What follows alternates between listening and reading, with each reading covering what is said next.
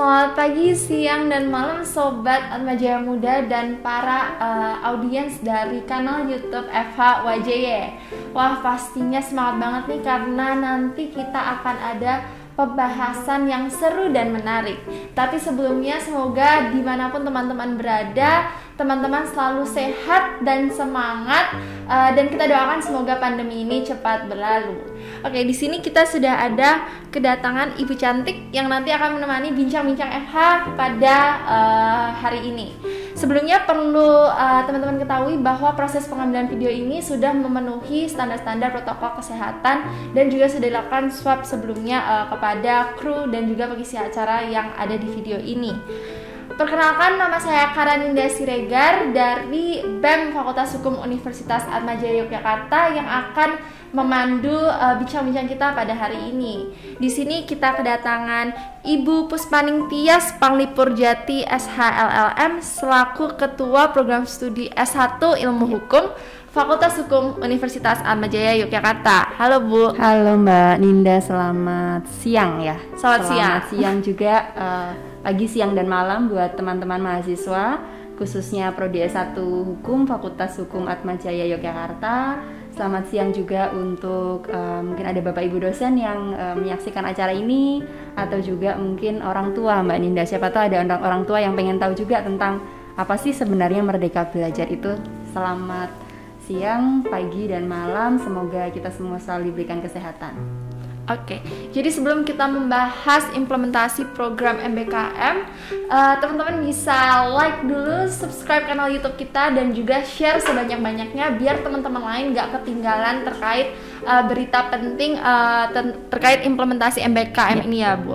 Oke, dari tadi kita ngomongin MBKM gitu, tapi sebenarnya MBKM itu apa sih Bu?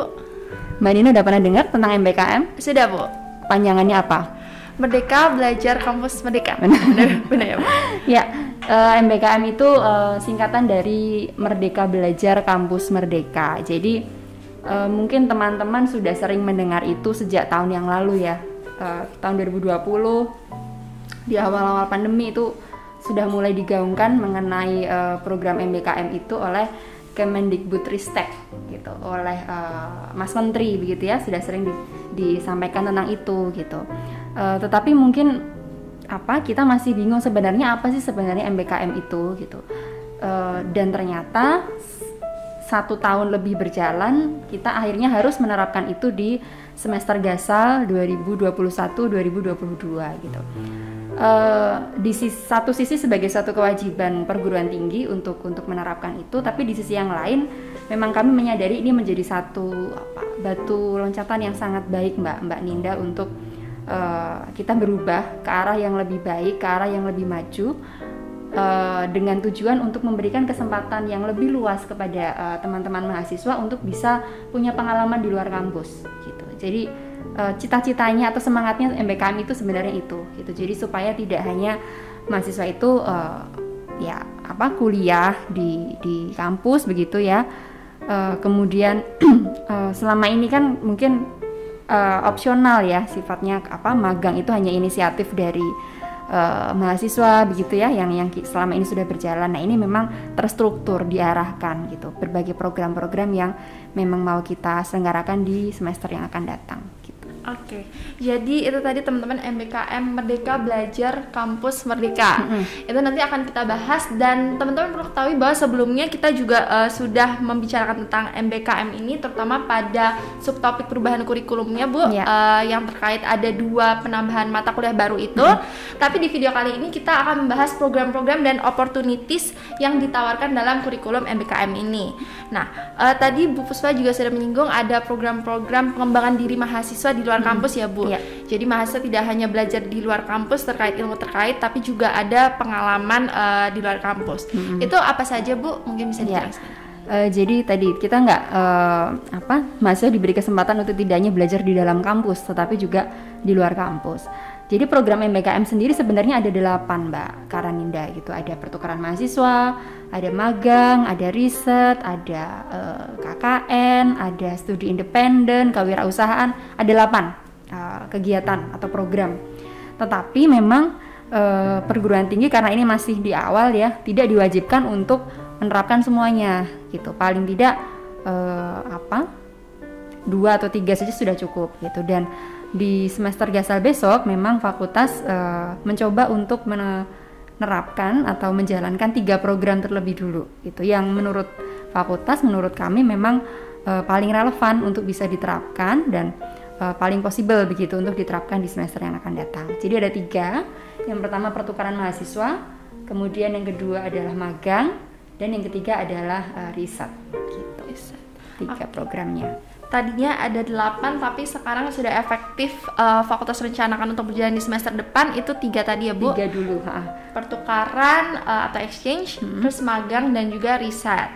Oke, sebelum kita gali lebih dalam satu-satu itu Bu, ini sifatnya sebenarnya bagaimana sih Bu? Apakah ketiga itu menjadi wajib untuk mahasiswa atau bagaimana Bu? Ya, jadi MBKM atau program MBKM ini sifatnya bukan program wajib Mbak, tapi pilihan atau hak sebenarnya ya. Sifatnya adalah hak. Jadi memang konsep dasarnya perguruan tinggi harus memberikan kesempatan kepada mahasiswa untuk bisa mengambil program MBKM. Jadi sifatnya hak. Jadi memang ini kami mencoba untuk memfasilitasi mahasiswa untuk bisa belajar di luar kampus. Jadi bukan kewajiban. Gitu. Jadi meskipun itu hak, tetapi kita tahu ya sebagai mahasiswa hukum, meskipun hak itu tetap ada juga pembatasan-pembatasan atau syarat-syarat yang harus diketahui atau harus dipenuhi. Nanti kita akan bicarakan juga mengenai syaratnya apa. Oke, jadi walaupun konsepnya kampus merdeka, tapi ternyata tidak merdeka begitu ya Bu. Tapi ya, ada semua tetap ada prosedurnya. Ada prosedurnya, ada pembatasannya, kemudian ada untuk mitra begitu Bu. Apakah nanti magang kita bebas, magang di mana terserah kita, di bidang apa gitu. Apakah ada ketentuan, contohnya kita magang di tempat tertentu begitu, itu bagaimana Bu? Ya. Jadi untuk mitranya itu untuk MBKM ini sudah ditentukan oleh fakultas gitu. Jadi bukan yang secara bebas dapat diajukan oleh mahasiswa, tetapi memang sudah kami arahkan gitu beberapa mitra. Jadi nanti satu-satu mungkin kita dari pertukaran dulu, kemudian ke magang, kemudian ke riset. Jadi ini salah satu pembedanya Mbak Ninda. Jadi tapi boleh nggak, misalnya ada yang tanya, boleh nggak kemudian kami magang di luar mitra yang sudah ditentukan kampus gitu? Boleh saja gitu, tetapi tidak dalam konteks MBKM ini gitu. Jadi konsekuensinya atau kemudian dalam tanda kutip rewardnya juga akan berbeda, dan kewajiban-kewajibannya juga akan berbeda. Nanti kalau kita coba kupas satu persatu dari tiap-tiap program, nanti akan saya jelaskan gitu. Oke. Karena banyak nih teman-teman yang harus dikupas dan dibahas. Jadi kita bisa mulai dari exchange ya mungkin Exchange Bu. dulu aja. Exchange itu bagaimana Bu persisnya untuk exchange-nya kita bisa di mana aja, kemudian durasi waktu, dan juga karena sekarang pandemi gini mungkin itu dilaksanakan online atau offline begitu Bu. Oke. Jadi kita ke program yang pertama, yaitu pertukaran mahasiswa. Pertukaran mahasiswa yang dalam konteks MBKM ini itu banyak jalurnya teman-teman gitu. Jadi ada jalur yang melalui dikti begitu ya. Maksud saya jalur adalah ada IO-nya gitu yang menyelenggarakan. Ada yang dikti yang menyelenggarakan, kemudian ada NUNI, mungkin teman-teman pernah mendengar. Jadi seperti konsorsium beberapa perguruan tinggi di Indonesia. Kemudian ada APTIK, Asosiasi Perguruan Tinggi Katolik. Kemudian yang keempat adalah melalui jalur kerjasama mandiri gitu. Keempat jalur tadi kalau saya sebut itu punya syarat yang berbeda-beda gitu ya, dan mekanisme yang berbeda. Jadi kalau yang dikti itu sudah lewat ya, mungkin banyak teman-teman yang sudah tahu juga dan sudah mendaftar. Kalau tidak salah di data saya ada 8 atau tidak salah ya yang mendaftar. Nanti kita lihat apakah diterima atau tidak gitu ya. Itu sudah lewat di pertengahan Juli kemarin kalau nggak salah penutupan pendaftarannya. Nah kemudian jadi kalau yang lewat dikti mereka langsung mendaftar ke websitenya dikti Mbak, ke website Kampus Merdeka gitu. Kemudian yang kedua melalui NUNI gitu, atau konsorsium perguruan tinggi tadi. Ada 16 kampus yang terlibat di konsorsium ini. Itu juga membuka kesempatan untuk pertukaran mahasiswa sesama anggota NUNI gitu. Itu ada 16 kampus. Teman-teman nanti bisa cek di websitenya Nuni, nuni.mobi/merdeka belajar. Nanti akan ada ini deh linknya di bawah ya, gitu. Itu juga kemudian teman-teman bisa langsung menuju ke website tersebut untuk bisa mengakses kampusnya mana, kemudian pendaftarannya juga di sana, mata kuliahnya apa, itu langsung ke webnya Nuni. Kemudian yang ketiga adalah Aptik, gitu. Untuk Aptik itu nanti bisa diakses di kampusmerdeka.aptik.or.id, nanti juga akan kami lampirkan linknya. Nah, itu juga teman-teman bisa langsung mendaftar di webnya Aptik. Tetapi bagaimanapun juga teman-teman, mau mendaftar di Diktika melalui Nuni atau Aptik, tetap sebaiknya ya wajib sih ya, nggak sebaiknya wajib berkonsultasi dulu ke prodi gitu. Apa tujuannya? Supaya ya terarah begitu ya, apa yang kalian ambil, mata kuliah apa di mana itu bisa kami bantu untuk arahkan, termasuk mata kuliah yang akan dikonversi di fakultas gitu. Karena nanti sifatnya adalah konversi, Mbak. Jadi misalnya Mbak Ninda mengambil mata kuliah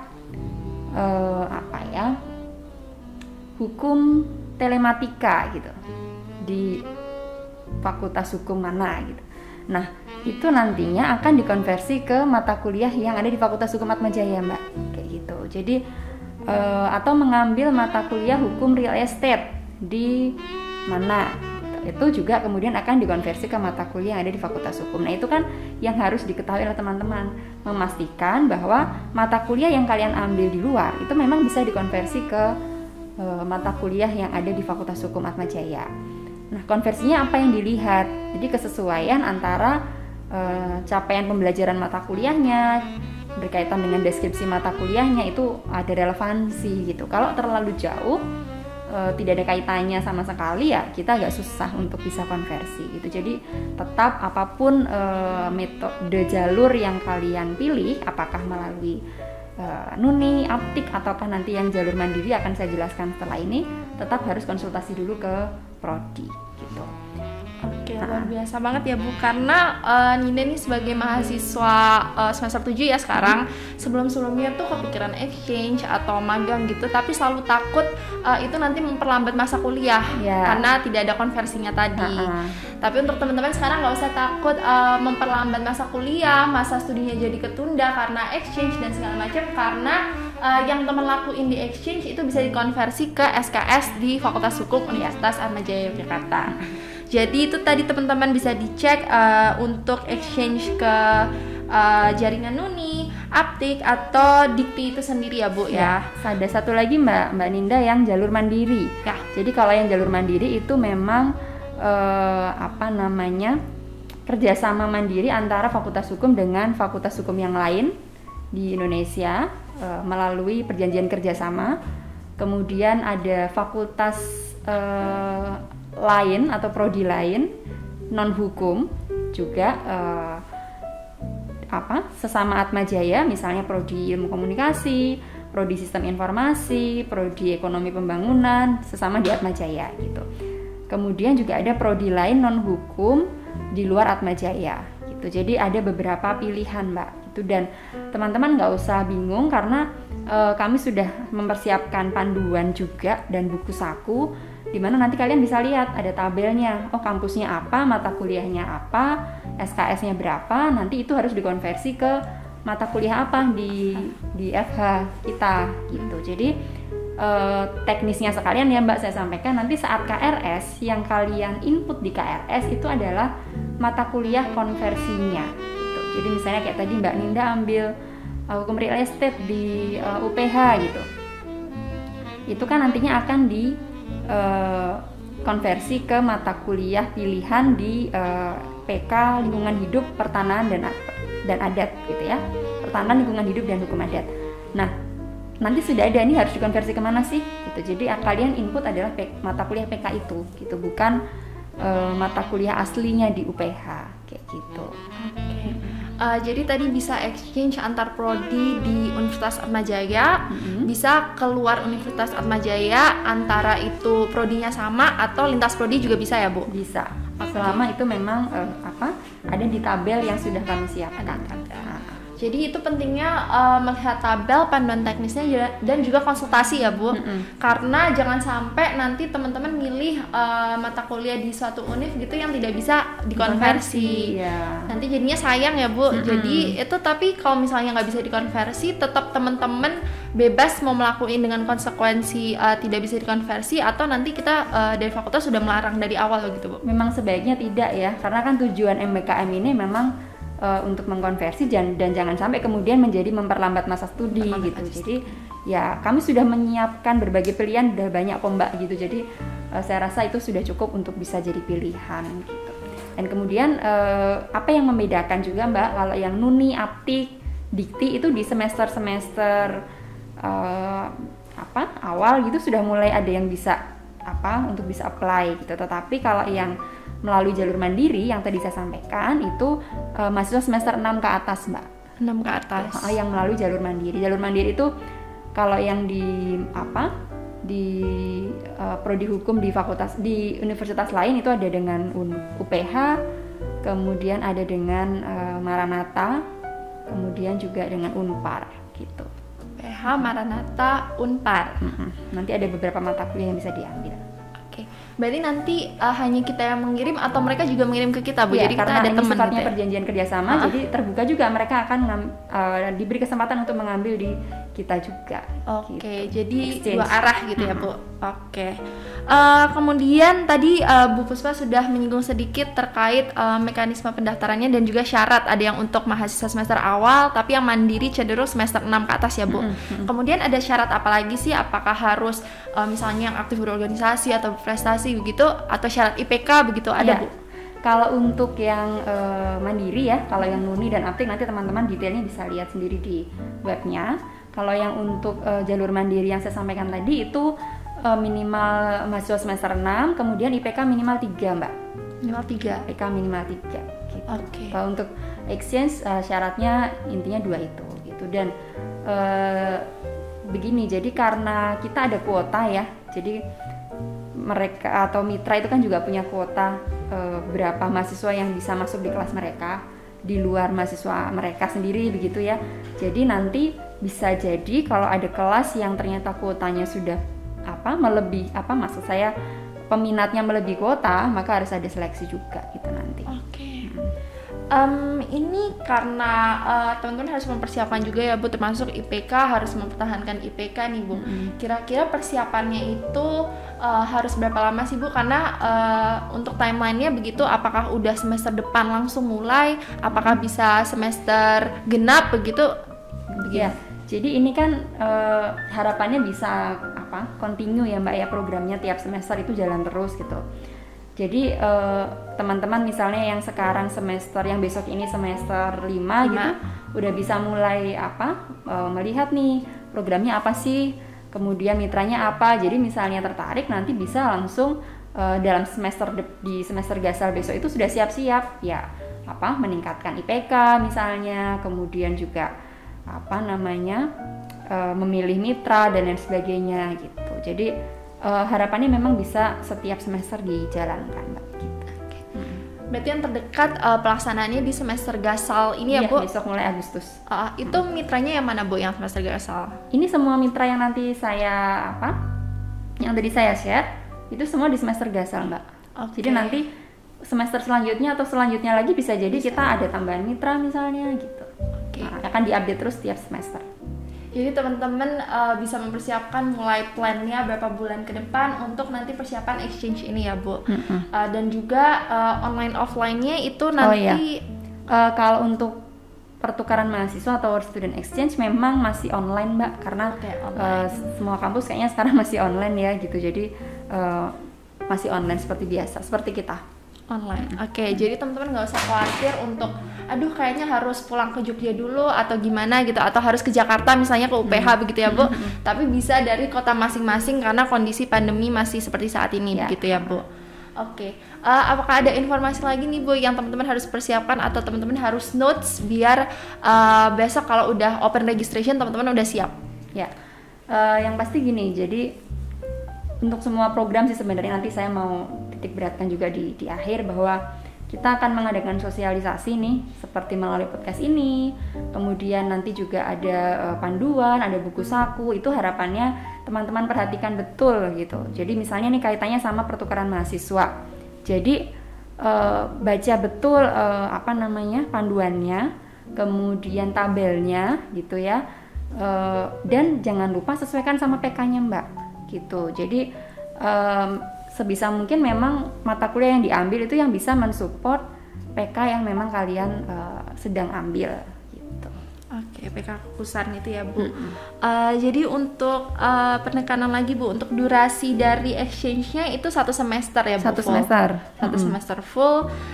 Teman-teman nggak hanya mendapat exposure dari universitas lain, tapi juga bisa mendapat koneksi ya Bu. Jadi teman-teman dari universitas lain juga.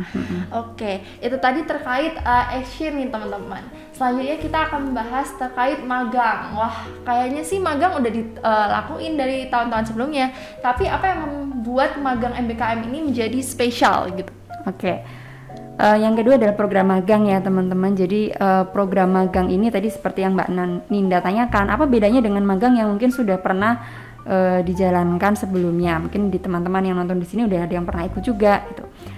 Yang pertama, bedanya adalah mitra yang MBKM ini itu memang sudah ditentukan oleh kampus melalui perjanjian kerjasama Mbak gitu. Jadi memang sudah ada MOE-nya. Kemudian yang kedua perbedaannya adalah jangka waktu. Kalau yang biasanya kan mungkin 1-2 bulan, Mbak Ninda udah pernah magang? Pernah Bu, 2 bulan. 2 bulan kan, 2-3 bulan maksimal gitu. Nah magang yang MBKM ini memang lebih lama teman-teman gitu, 1 semester. Karena di buku panduan MBKM-nya Dikti, itu Dikti menangkap bahwa selama ini memang magang itu jangan-jangan gak maksimal karena waktunya sangat terbatas gitu. Dan mahasiswa masih harus banyak ikut kuliah juga, jadi terpecah gitu. Nah harapannya dengan magang MBKM ini dengan waktu yang lebih lama yaitu 1 semester, lebih maksimal gitu pengalaman yang bisa didapatkan mahasiswa. Kemudian ya bisa lebih meningkatkan skill gitu, kaitannya dengan tidak hanya teori saja tapi juga kerjaan gitu kan. Gimana sih rasanya kerja itu, mereka akan lebih merasakan dengan waktu yang lebih lama 1 semester itu. Kemudian juga kalau selama ini tadi Mbak Ninda sempat sharing bahwa kadang takut pengen ikut magang tapi takut menunda masa studi gitu kan, karena tetap harus kuliah dan sebagainya. Nah kalau yang ini dikonversi Mbak ke mata kuliah, sejumlah mata kuliah gitu. Jadi ketika teman-teman mengikuti magang akan dikonversi ke 20 SKS gitu. Maksimal ya. Jadi maksudnya akan tetap tergantung pada mata kuliah yang saat itu diambil apa dan sebagainya gitu. Nah itu maksimal kita bisa beri 20 SKS 20. Jadi misalnya nih teman-teman nanti sesuai mata kuliah konversi yang kami susun gitu, ternyata bisa ambil 20 SKS, bisa dikonversi ke 20 SKS, maka boleh nggak Bu tetap kuliah? Ini kan masih punya jatah 4 SKS misalnya. Boleh aja, apalagi kita masih online kan, masih sangat mungkin gitu. Nah itu beberapa pembeda dari magang yang mungkin selama ini sudah dijalankan. Iya, karena kemarin ada 2 bulan magang itu di bulan Februari, itu kan udah perkuliahan ya Bu. Emang harus multitasking, jadi kadang ngerjain kerjaan kantor sambil dengerin kuliah gitu. Tapi sekarang karena dikonversi ke 20 SKS itu, jadi walaupun nambah 4 SKS pun mungkin bisa di hari Jumat yang lowong begitu ya Bu. Jadi nggak harus double. Nah untuk magang ini sendiri Bu, apakah harus mahasiswa semester akhir atau bagaimana Bu syaratnya? Jadi untuk syaratnya untuk yang magang itu mahasiswa semester 6 ke atas. 6 ke atas. Jadi teman-teman di semester 1 sampai 5 jangan sedih gitu ya. Artinya tetap punya kesempatan nantinya gitu. Jadi mempersiapkan diri, menunggu waktu yang tepat gitu untuk nantinya bisa ikut ke magang. Jadi misalnya pun tidak ikut MBKM ini masih bisa kok ikut magang yang lain gitu ya. Artinya mau mengajukan sendiri, ada prosedurnya sendiri juga kan gitu. Tapi memang ya berbeda tadi antara lain ya tidak full 1 semester, kemudian tidak ada konversi mata kuliah, itu aja. Cuman tidak menutup kemungkinan kalau teman-teman semester 3, 4, 5 misalnya pengen magang, boleh juga gitu. Tidak kemudian kami larang. Oke. Untuk magang MBKM ini Bu, apakah harus IPK juga 3 ya minimal? Iya, Bu? IPK minimal 3. Kemudian ada ini apa namanya, SPAMA juga yang mesti ditunjukkan gitu, karena kan magang itu kan perlu soft skill juga ya Mbak gitu, jadi itu juga perlu dilihat dari SPAMA-nya. Oke. Tapi walaupun kita magang, bukan berarti kita tidak bisa mengikuti kegiatan kemahasiswaan di EVA juga ya Bu? Masih bisa. Jadi walaupun kita magang, misalnya ikut BEM gitu atau ikut organisasi lain masih bisa ya Bu? Masih bisa. Oke, termasuk juga kita mau membahas timeline magangnya nih Bu. Untuk efektif berlaku itu di semester depan. Semester depan mulai akhir Agustus ya, sebenarnya kalau timeline semester kita kan mulai 30 Agustus itu sudah mulai kuliah gitu, tetapi tetap kita sesuaikan sama mitra masing-masing ya. Cuman memang sudah kami beri rambu-rambu ya sekitar bulan September lah dimulai gitu, sampai bulan Desember. Ini online juga, jadi macam-macam Mbak. Oh, gitu. macam-macam. Nah, kan saya sekalian cerita tentang mitranya ya. Jadi mitra magang kita untuk semester ini ada 8. Jadi Ombudsman Republik Indonesia di Jakarta, kemudian Pengadilan Negeri Yogyakarta, kemudian Pengadilan Tata Usaha Negara Yogyakarta, Kejaksaan Tinggi Yogyakarta, kemudian sejumlah notaris di Yogyakarta juga, kemudian law firm ini di Jakarta ada 2 law firm, yaitu Wardaniman La Rosa and Partner, sama yang kedua Vincentius Mendrova and Partner. Nah, mungkin teman-teman udah pernah mendengar karena itu keduanya alumni ya yang sudah sukses bikin law firm di Jakarta.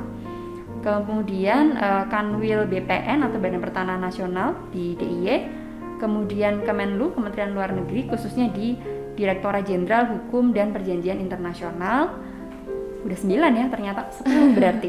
Yang ke-10 adalah Lembaga Perlindungan Saksi dan Korban di Jakarta gitu. Nah, untuk metodenya apakah luring atau daring memang akan sangat tergantung pada mitranya gitu. Jadi ada yang masih bisa daring misalnya kayak law firm gitu, cuman seperti kantor-kantor pemerintahan seperti Ombudsman, LPSK memang harapannya bisa luring gitu. Jadi tetapi tetap akan menyesuaikan dengan kondisi pandemi sih. Kayak kemarin saya kontak dengan teman PIC dari ORI, dari LPSK, harapannya bisa luring, tetapi memang sekarang pun mereka masih daring gitu. Jadi sangat dinamis teman-teman gitu. Jadi ya kalau memang ingin mendaftar, ya harapannya bisa siap apakah harus luring atau daring gitu. Dan tetap harus dapat persetujuan orang tua Mbak. Oke.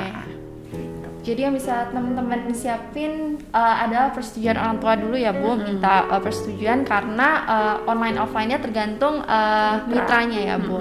Itu tadi bisa teman-teman catat, daftar mitranya ada dari kementerian, ke pengadilan, kejaksaan, sampai ke law firm dan notaris ya Bu. Luar biasa banget, jadi ini kesempatan yang sangat menarik. Dan teman-teman jangan sampai kelewatan karena itu tadi teman-teman kegiatan magangnya bisa dikonversi ke 20 SKS. Begitu ya Bu. Maksimal ya. Oh, maksimal. Artinya akan tergantung juga mata kuliah yang sedang kalian ambil di semester itu gitu. Tapi ketika tidak full 20 SKS ke mata kuliah itu juga tetap bisa diwujudkan dalam bentuk surat keterangan pendamping ijazah Mbak atau SKPI. Jadi di situ akan muncul bahwa di SKPI itu bahwa Mbak Ninda misalnya pernah magang di ORI gitu ya. Hard skill apa sih yang didapat di situ, soft skill apa yang didapat. Jadi itu bisa menambah value dari teman-teman mahasiswa nantinya ketika mendaftar pekerjaan dan sebagainya gitu. Oke, mantap banget teman-teman. Kita harus menggunakan opportunity ini, terlebih besok kan sarjana hukum banyak banget dan kita harus punya daya saing ya Bu. Jadi ini bisa jadi pengalaman kita juga untuk siap menyambut dunia kerja. Oke, ada lagi Bu informasi penting yang harus disampaikan terkait magang? Ada yang perlu saya notes juga Mbak Ninda. Jadi dari mitra magang itu kan kami bikin tabel ya, dari tim implementasi MBKM itu kami menyiapkan tabel, itu ada mitranya siapa, bidang kegiatannya apa, peran mahasiswa apa, kuota, metode, sampai ke mata kuliah konversi. Nah memang di situ sudah kami arahkan Mbak Ninda. Jadi sebaiknya teman-teman yang mengambil magang di ORI itu teman-teman dari PK berapa sih? Apakah PK ekonomi bisnis ataukah PK kenegaraan apa gitu ya. Terus yang di law firm itu sebaiknya dari PK berapa, yang di notaris sebaiknya dari PK mana aja gitu. Jadi apa tujuannya supaya memang sesuai gitu dengan PK-nya. Jadi bidang kerjanya tidak terlalu jauh dengan PK yang sedang diambil gitu. Jadi itu diperhatikan juga dari tabel itu, nantinya akan kami share mitra ini PK ku masuk nggak ya untuk disarankan untuk mengambil itu gitu. Jadi itu diperhatikan. Itu yang pertama. Kemudian karena ada kuota Mbak, setiap mitra punya kuota. Jadi kami juga memerlukan seleksi kalau ternyata memang peminatnya di mitra tersebut melebihi kuotanya. Itu yang harus di notes gitu. Oke, itu tadi catatan-catatan untuk mempersiapkan diri ke magang ya Bu. Nah ini ada pertanyaan tambahan nih Bu. Kalau misalnya saya contohnya semester depan itu mau magang tapi sekaligus exchange. Kebetulan exchange kan online ya Bu. Itu apakah bisa Bu? Bisa aja. Jadi misalnya ikut magang dan ikut exchange berbarengan gitu ya. Kalau masih ada jatah SKS-nya gitu masih memungkinkan. Oke, itu tadi informasi terkait magang. Teman-teman bisa mulai persiapkan diri, izin, dan juga persiapkan semangatnya yang pasti untuk magang 6 bulan di kantor-kantor mitra strategis yang sudah digandeng oleh Fakultas Hukum Universitas Atmajaya Yogyakarta. Last but not least, kita akan membahas terkait research ya Bu. Jadi salah satu program PPKM adalah research. Itu untuk bagaimananya akan kita bahas mulai dari itu researchnya seperti apa, kemudian apakah individu atau tim itu bagaimana Bu? Ya, jadi program riset ini mahasiswa nantinya itu sebagai asisten riset Mbak gitu. Jadi membantu atau sebagai asisten riset di sejumlah lembaga mitra riset yang sudah bekerja sama dengan Fakultas Hukum gitu.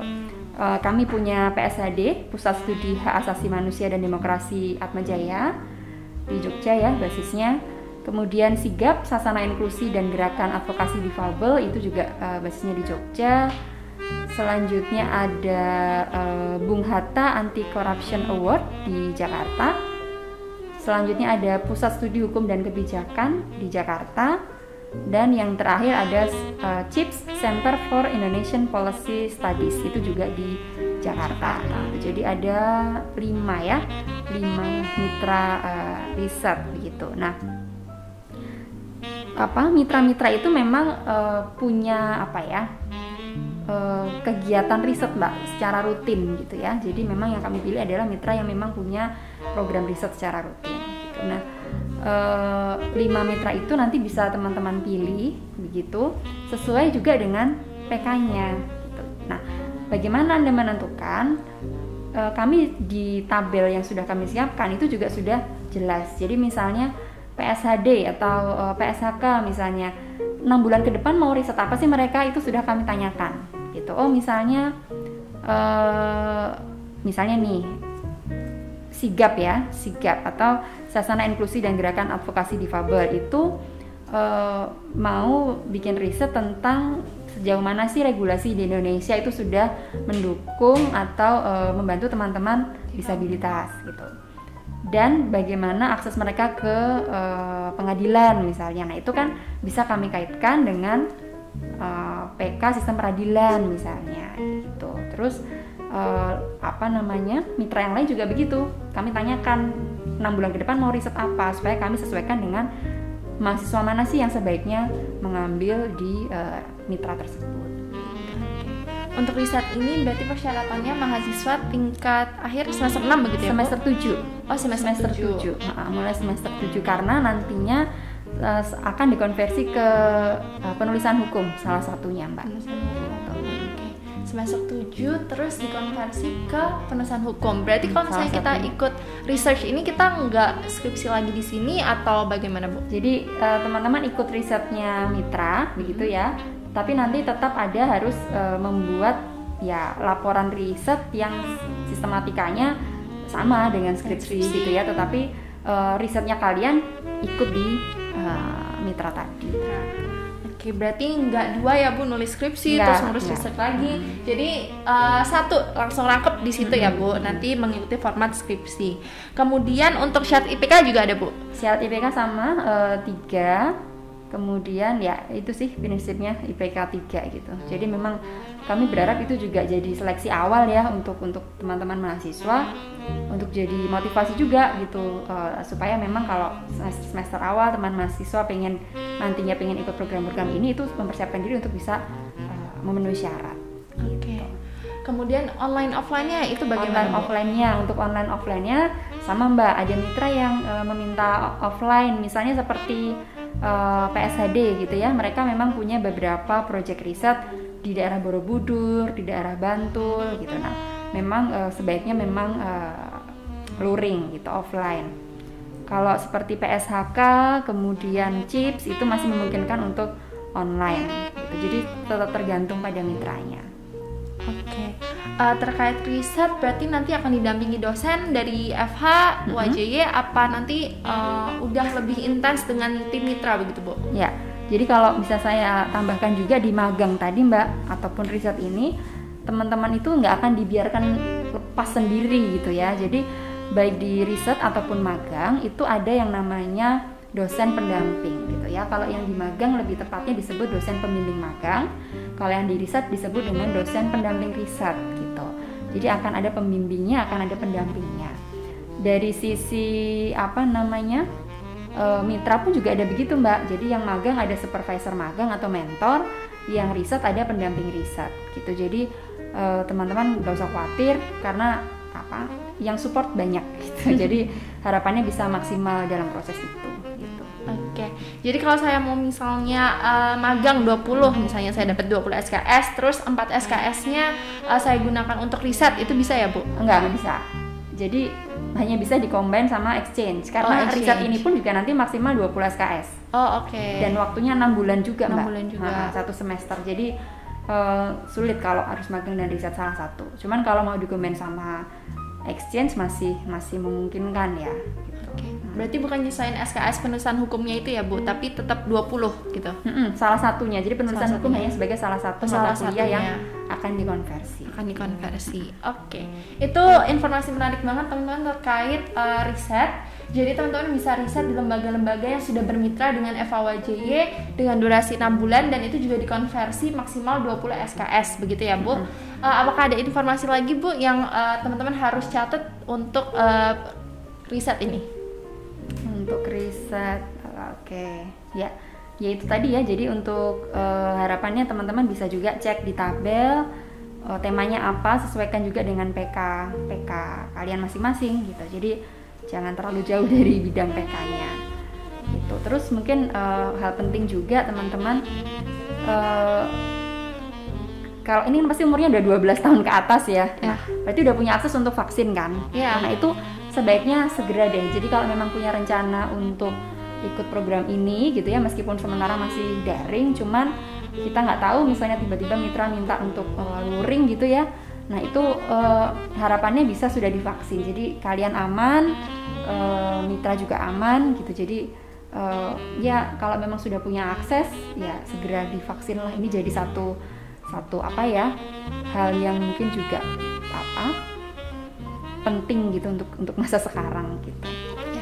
Jadi selain informasi penting tadi, teman-teman sangat didorong untuk melakukan vaksinasi segera, tidak usah menunda-nunda agar nanti pelaksanaan ketiga program itu kalau teman-teman mau berpartisipasi nyaman untuk sekitar dan juga aman untuk diri sendiri juga. Jadi kalau saya boleh rangkum, kita ada 3 program tadi. Pertama exchange, kemudian magang, yang terakhir riset. Ketiga-tiganya itu dengan cara berbeda, dengan mitra-mitra yang luar biasa. Nanti bisa diperiksa di guideline book ya Bu, ada panduannya, ada daftar mitra, ada timeline juga ya Bu. Dan juga kita harus berkonsultasi ke dosen juga karena biar terfokus gitu ya Bu gerakan kita. Jangan karena dengan konsep Merdeka Belajar terus kita sesuka hati memilih prodi misalnya, prodi untuk exchange atau magang di tempat mana begitu, tapi yang terstruktur dan terfokus yang sejalan dengan cita-cita teman-teman. Begitu Bu, mungkin ada closing statement untuk mengajak teman-teman nih biar semangat mengikuti salah satu program atau 2 dari 3 program ini. Ya, sebelum closing statement saya tambahkan juga, jadi waktunya memang persiapan ini memang sangat-sangat singkat ya Mbak. Ini kita sudah mau bulan Agustus gitu, dan pelaksanaannya pun juga akan dimulai di akhir Agustus. Jadi teman-teman harus intens banget kalau memang pengen ikut program ini. Selain konsultasi dengan prodi, nantinya teman-teman juga harus konsultasi ke dosen pembimbing akademik gitu. Jadi di timeline yang kami susun, teman-teman harus konsultasi dengan prodi dulu, dalam artian ini akan mulai disosialisasikan segera kan, ada buku panduan dan sebagainya. Kalian punya kesempatan untuk konsultasi ke prodi, misalnya ke saya. Atau jadi saya di tim implementasi itu dibantu oleh 3 dosen, yaitu Bu Nindri, Pak Rey, dan Bu Nanda. Jadi Bu Nindri itu untuk PIC dari pertukaran mahasiswa, kemudian Bu Nanda itu riset, dan Pak Rey itu Bu Nanda magang, Pak Rey riset gitu. Jadi boleh bertanya langsung ke saya atau ke Bu Nanda, Bu Nindri, atau ke Pak Rey gitu. Nah, itu konsultasi itu kami buka mulai besok Senin 2 Agustus sampai Rabu 11 Agustus gitu. Kalian bisa intensif mau tanya, mau apa, setelah nanti baca guidelines dan dengerin YouTube ini kan, mau kemana sih, dan itu konsultasi dulu, itu penting banget. Setelah itu kan kalian akan melakukan bimbingan akademik nih. Disitulah saat Anda berkonsultasi dengan DPA gitu. Jadi saat dengan DPA itu Anda tidak kosong gitu ya Mbak, tapi udah tahu dulu pengen kemana, karena sudah berkonsultasi dengan prodi juga gitu. Jadi menyampaikan rencana Anda ke dosen pembimbing akademik gitu. Kemudian nanti ada form-form yang harus diisi juga secara online, kemudian ada seleksi juga, ada kemudian pengumuman, kemudian input KRS gitu. Jadi prosesnya memang padat sekali gitu. Tapi lumayan lah, Anda bisa seminggu lebih gitu ya, mulai minggu depan setelah panduannya di-share, segera saja kalau memang berminat bisa berkonsultasi ke kami gitu. Oke. Jadi dalam semangat Merdeka Belajar, teman-teman harus proaktif nih, baik dari research, kemudian planning. Jangan sampai besok kalau konsultasi sama dosen pembimbing akademik masih bingung mau ngapain, terus ada apa, programnya kayak gimana. Jadi riset sedalam-dalamnya, tanya kepada PIC-nya, tadi udah ada ya Bu masing-masing program, karena kalau malu bertanya sesat di jalan ya Bu katanya. Oke, cukup sekian Bu sepertinya. Oke, terima kasih Bu sudah hadir di sama-sama Mbak Ninda bincang kita pada siang hari ini. Teman-teman jangan lupa untuk like, subscribe, dan share sebanyak-banyaknya agar berita ini juga tersampaikan ke teman-teman yang lain. Kemudian jangan lupa follow Instagram @hukum_wjy biar nggak ketinggalan berita-berita dan informasi menarik. Cukup sekian untuk bincang-bincang kita pada siang hari ini. Sampai jumpa di video yang lainnya. Bye.